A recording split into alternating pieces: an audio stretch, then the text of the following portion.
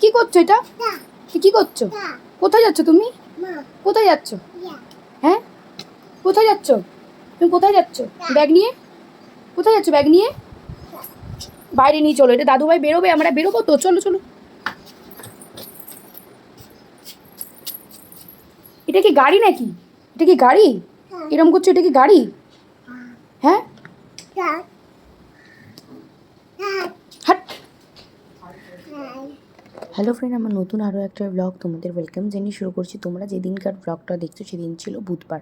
বুধবার সকাল সকাল তো আমরা উঠে সবাই রেডি হয়ে গেছি, বাবাও রেডি হয়ে গেছে। বাবাকে পৌঁছানোর ছিল এয়ারপোর্ট, বাবা তো যাবে চেক আপে। বাবার 18 তারিখ অ্যাপয়েন্টমেন্ট নেওয়া ছিল। তো বাবাকে তো আমরা জোর জবরদস্তি পাঠাচ্ছি, কারণ বাবাকে দেখে হয়তো তো অনেক সুস্থ লাগছে, কিন্তু বাবার হার্টের কন্ডিশন কিন্তু একদম ভালোই নয়। তো আমরা কোনো রিস্ক না নিয়ে বাবাকে পাঠিয়ে দিলাম, কিন্তু এখনও দেখো উনি ওনার কানে ফোন ব্যবসা চালিয়ে যাচ্ছে। তো দাদার গাড়িই যাচ্ছিলো। আমি বললাম তাহলে চলো আমরা সবাইকে বাবাকে ছেড়ে দিয়ে আসি। শুধু বাবা আর আমার পিসির ছেলেই যাচ্ছে, কারণ মায়েরও আমার শরীর ভালো না। তো আমরা কেউই যাচ্ছি না। তো যদি কোনো এমার্জেন্সি হয় তখন আমরা যাব। তো ওরা দুজনই সামনে নিতে পারবে। আমার বাবা আবার এরকম মানুষ যে আমাদের কাউকে উত্তেজিত করতে চায় না, সবটা নিজেরা হ্যান্ডেল করতে পছন্দ করে। কিন্তু বাবা এটা বুঝতে পারছে না, বাবার হার্টের কন্ডিশন এতটা ভালো নয়।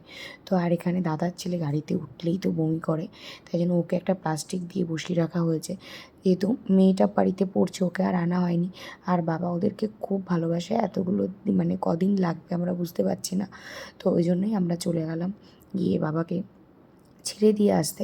একদম সকাল সকালে ছিল সেদিনকে, ছিল যেহেতু মহরম, পুরো রাস্তাঘাট ফাঁকা ছিল, কোনো জ্যামে আমাদের পৌঁছাতে হয়নি। যেহেতু মানে যেটুকু টেকিংয়ের নিয়ম যেটুকু ছিল সেইটুকু টাইমেই আমরা ছিলাম। তারপরে ওরা ভেতরে ঢোকা পর্যন্ত ছিলাম, তারপরে আমরা চলে এসেছিলাম। আর একে দেখো, বাবা যাচ্ছে বলে ও তো কিছু বোঝে না, ও দেখো কোলে উঠে পড়লো, মানে দাদু যাচ্ছে ওও যাবে এরকম একটা। কিন্তু বাবা তো ওকে নিয়ে যেতে পারবে। এই দেখো ওরা চলে গেল। মায়েরও একটু খারাপ লাগছে, মা হয়তো গেলে ভালো হতো, কিন্তু সত্যি কথা আমার মায়ের শরীরের কন্ডিশনও এতটা ভালো না যে মা ওখানে গিয়ে এতটা স্ট্রেস বা এত কিছু করতে দৌড়ঝাঁপ করতে পারবে। এমনিতেও বাবা ভর্তি ছিল, তাতে আমাদের মানে অনেক কিছু, রাতের ঘুম টুম উড়ে গেছিলো। মায়ের তো সেটা হয়েইছে। মানে মাকে তো বারবার করে বলি যে তুমি টেনশন করো না, সব ঠিক হয়ে যাবে। আমরাও আমাদের নিজের মনকে অনেকটাই শক্ত করে রেখেছি, এইটুকু প্রে করছি যেন সব ঠিক হয়ে যায়। এদিকে বাইরের ওয়েদারটা কিন্তু খুব সুন্দর ছিল। আমরা তো এসি বন্ধ করে একদম বাইরের হাওয়া খেতে খেতে আসলাম।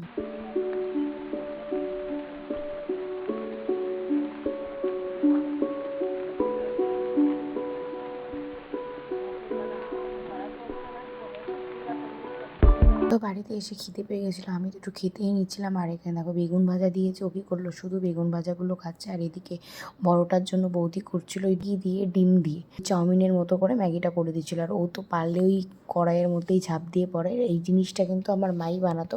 আমি কোনোদিন জল ম্যাগি খাইনি, আমি এরকম ডিম ম্যাগি খেতাম। তো এখন বৌদিও সেটাই বানিয়ে দিল, তো ওদের দুজনকেও দিল, আর আমিও একটু খেয়ে নিলাম, কারণ এটা দেখি সত্যি আর লোভ সামলানো যায় না। আর একে দেখো, এই কথা বলতে পারে না, কিন্তু এ দেখো চামচি দিয়ে ম্যাগি খাওয়ার কায়দাটা একবার দেখো। তোমরা কে কে এরকমভাবে ম্যাগি খাও? আমরা কিন্তু এরকমভাবে ম্যাগি খাই। আমার এই জল জল ম্যাগি খেতে একদম ভালো লাগে না। আর আমি তো বড় হয়ে শিখেছি জল জল ম্যাগি খাওয়া। আমি ছোটোবেলা থেকে এরকম ডিম দিয়ে এরকমভাবে চাউমিনের মতন করেই ম্যাগি খেতাম, আর আমার সেটাই খুব ভালো লাগে। এখন যেহেতু ডিমে অ্যালার্জি, তাই জন্য আর খাওয়া হয়ে ওঠে। এই ছিল আমার ব্লগ। ভালো লাগে অবশ্যই একটা লাইক কমেন্ট শেয়ার করে দিও। চলো টাটা, বাই বাই।